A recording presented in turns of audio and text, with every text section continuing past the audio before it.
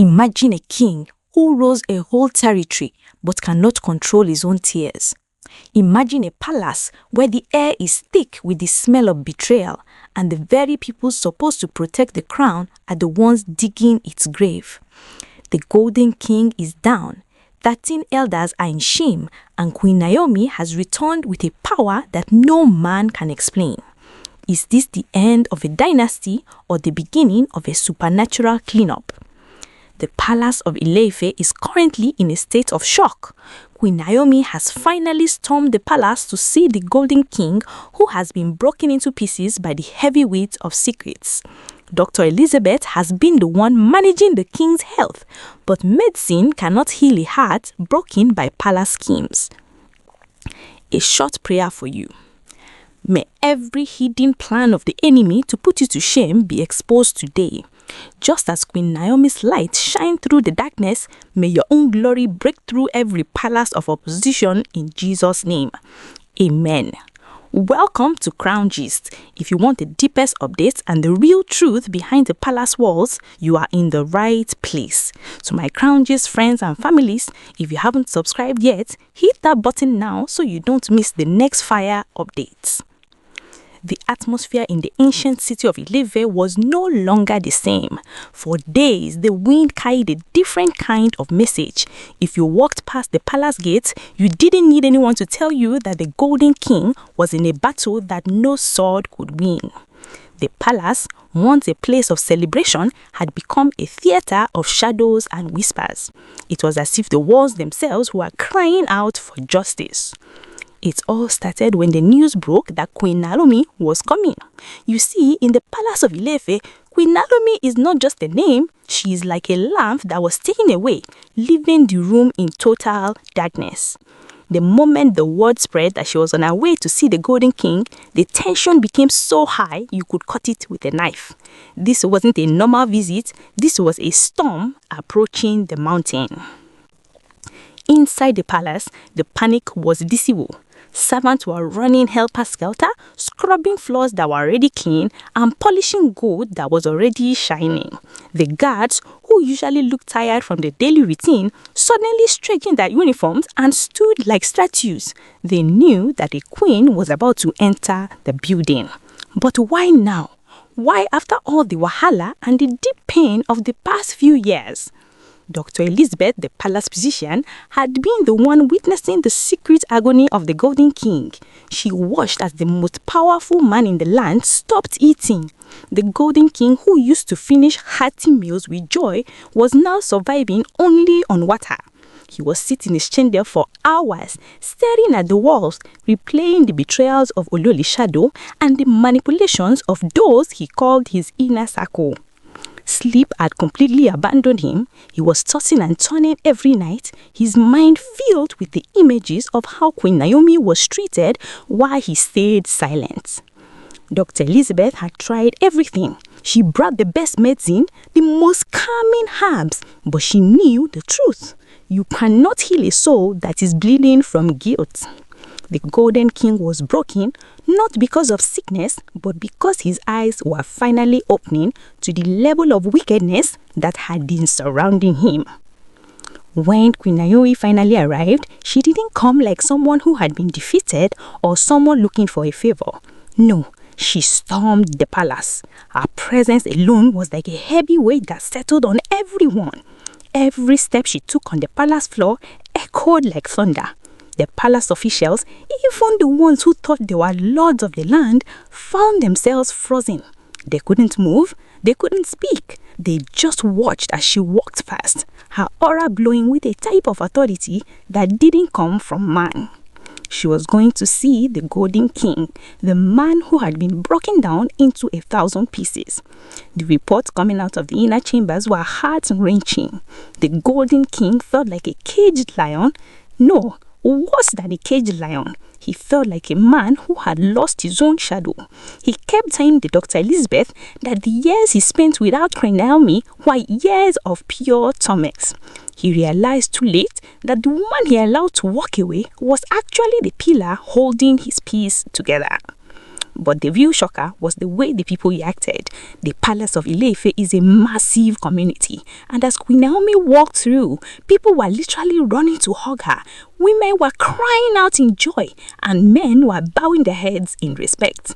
It wasn't just because they hadn't seen her in a long time, it was because the truth was finally out. The breeze had blown, and the Fauzians was open for everyone to see. The manipulation of Olori Shadow was no longer a secret. For years, people like Olori Shadow and the wicked Ile-Ife elders tried to paint Queen Naomi as the problem. They told lies, they spread rumors on social media through people like TikTok Olori, and they manipulated every situation to make the Golden King turn against his true queen. But today, the god of Queen Naomi had decided to answer by fire.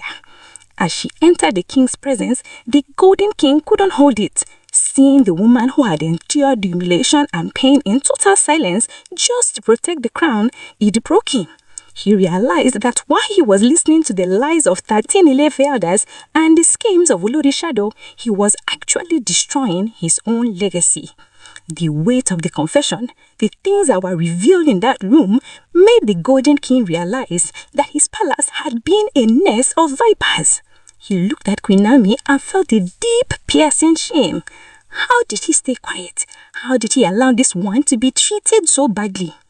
The Golden King felt powerless, wondering how he could ever fix the damage he allowed to happen. Outside, the celebration was building. The people were shouting her name. They were tired of the darkness and the confusion Olori Shadow had brought into the palace. They wanted the light back, and Queen Naomi was that light. Even the guard had to struggle to keep his crowd back as people were trying to get a glimpse of her. Queen Naomi, in her usual humble way, kept giving the glory to God. She told the people, "This is not my doing. My God told me that those who try to bury me in shame would be the ones to be buried by it." And as we speak, that prophecy is manifesting in a way that is shaking the very foundations of Ile-Ife. The Golden King is now facing the biggest reality check of his life. He is realizing that the people he called his fathers and advisors, the 13 Ile-Ife elders, were actually his biggest enemies. They were the ones feeding him with poison while smiling at his face. They were the ones working with Olori Shadow to ensure Queen Naomi never returned. But as the saying goes, man proposes, but God disposes. The schemes have failed. The manipulation has been exposed. The palace of Ile-Ife is about to witness a cleansing like never before. The question now is, what will the Golden King do to these 13 elders now that he knows they were working for Olori Shadow all along? And how will TikTok Olori and the others hide their faces now that the secret is out? The silence that followed Queen Naomi's entrance into the king's inner chamber was heavier than a mountain. Outside, the palace was in an uproar, but inside you could hear a pin drop. The Golden King looked at her, and for the first time in years, the crown on his head felt like a lead weight he was no longer strong enough to carry. Dr. Elizabeth stood by the corner, her heart beating fast. She had seen the king at his lowest, but this was different. This wasn't just physical weakness, this was a spiritual collapse. The Golden King reached out his hand, but it was trembling. He tried to speak, but the words were stuck in his throat.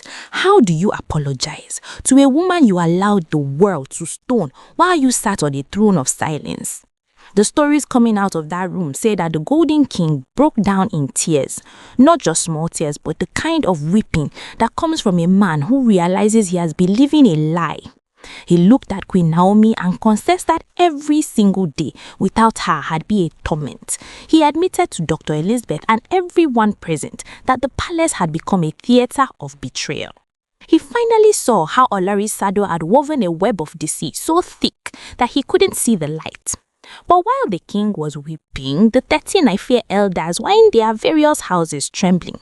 The news of Queen Naomi's storm had reached them, and they knew the game was up. These were men who used to sit by the Golden King, nodding their heads and whispering poison into his ears. They were the ones who supported Olori Shadow, making it seem like Queen Naomi was the cause of every wahala in the kingdom. They used their positions to frustrate her, to mock her, and to make her feel like an outcast in her own home. Now the table had turned. The explosion was so massive that it felt like a spiritual earthquake. People started talking. Secrets that were buried deep in the ground began to float to the surface. It was revealed that these 13 elders were not just advisors. They were part of a secret conspiracy. They had been holding meetings in the dark, planning how to ruin Queen Naomi's reputation forever. They even used social medias, walking through the likes of TikTok Olori to spread fake news and make the world believe that the jewel of the palace had lost her shine. But you see, God is a specialist in bringing out the truth when the enemy thinks they have won. One by one, their cheeks were being laid bare. The people of Ife were no longer blind. They could see the handiwork of the enemy. They could see how Olori Sado had manipulated the elders and how the elders had manipulated the king. The level of wickedness was so high that even the most hardened palace officials were shocked. The Golden King's heart was broken into many pieces. He kept asking himself, how is it possible that I stayed here? How is it possible that I kept quiet while this woman was treated so badly? The pain of his silence was now deeper than any battle wound he had ever received. He felt smaller than a caged animal, knowing that he had the power to stop the humiliation, but he let it happen because of the counsel of 13 men who were actually his enemies. As the queen sat there, she didn't mock him. She didn't shout. Her silence was even more powerful than his weeping. She represented the victory of light over darkness. While Olori Sado was busy plotting her next move and the 13 elders were looking for where to hide, Queen Naomi was just giving glory to the Almighty. The atmosphere in the palace had shifted from tension to a strange kind of peace for those who loved the truth, but for the conspirators it was the beginning of a nightmare. The women of the palace who had been silent for so long were now coming out in their numbers. They were singing songs of victory, following Queen Naomi everywhere she went. They saw her as a symbol of every woman who had been wrongly accused and humiliated. The Golden King realized that the confession he heard wasn't just about palace politics, it was about his life. He had been surrounded by people who wanted to dismantle everything he had worked for. They wanted to ruin his reputation, ruin his marriage, and eventually ruin his kingdom. And they almost succeeded if not for the divine intervention that brought Queen Naomi back at this exact moment. The 13 Ife elders were exposed to a point where they could no longer walk the streets of Ife with their heads held high. They were once the big men who decided the fate of many, but today they were being avoided like a plague. Their houses, which used to be full of visitors, were now silent. The punishment of shame had started, and it was the worst form of humiliation they could ever imagine. As the sun began to set over the palace, one thing was clear. The Golden King was no longer the same man he was yesterday. The scales had fallen from his eyes. He was looking at his kingdom through the eyes of truth, and what he saw was a need for a total cleanup.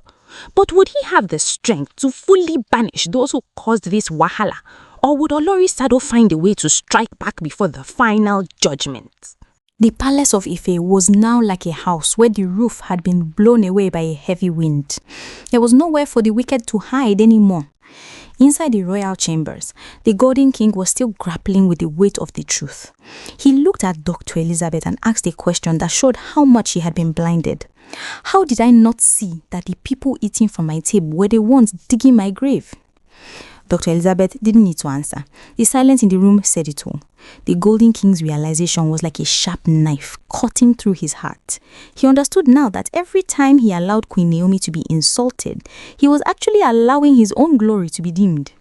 He remembered the reports, the letters, and the whispers brought to him by the 13 Ife elders. They had made him believe that Queen Naomi was the source of the palace's bad luck. But now he saw that she was actually the shield that had been protecting him from their evil arrows.